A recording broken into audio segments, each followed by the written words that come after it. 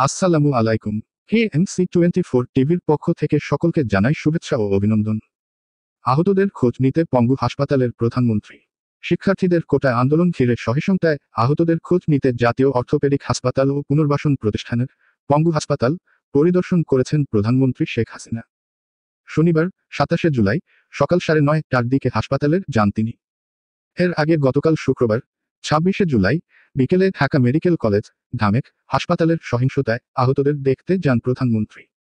এ সময় প্রধানমন্ত্রী কয়েকটি ওয়ার্ড ঘুরে আহতদের খোঁজখবর নেন। তিনি চিকিৎসক ও নার্সদের সঙ্গে কথা বলেন। আহতদের সব ধরনের চিকিৎসা দেওয়ার নির্দেশ দেন।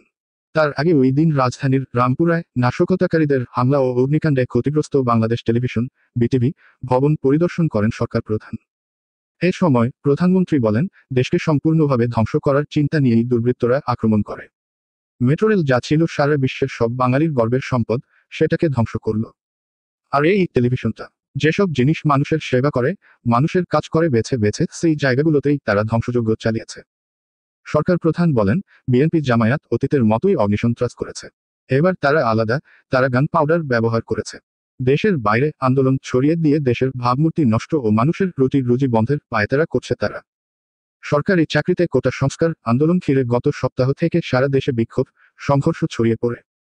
বিভিন্ন স্থানে হামলা, ভাঙচুর, অগ্নিসংযোগের ঘটনা ঘটে। বিটিভি সহ রাষ্ট্রীয় বিভিন্ন স্থাপনায় হামলা চালানো হয়। পরিস্থিতি নিয়ন্ত্রণে নিয়মিত আইনশৃঙ্খলা রক্ষাকারী বাহিনীর পাশাপাশি বিজিবির নামানো হয়। এছাড়া গত ১৯শে জুলাই শুক্রবার দিবাগত রাত ১২টা থেকে রোববার ২১শে জুলাই সকাল ১০টা পর্যন্ত সারা দেশে কারফিউ জারি করে সরকার। এরপর অনির্দিষ্টকালের জন্য কারফিউ জারি করা হয়, যদিও প্রতিদিনের মাঝে কয়েক ঘন্টা করে শিথিল করা হয়। পরিস্থিতি উন্নতির দিকে যাওয়ায় ধীরে ধীরে কারফিউ শিথিলের সময় বাড়ানো হচ্ছে। সকল প্রকার ফানি, বিনোদন, সংবাদ ও সামাজিক ভিডিও দেখতে আমাদের চ্যানেলকে MC24 টিভি সাবস্ক্রাইব করুন। ধন্যবাদ।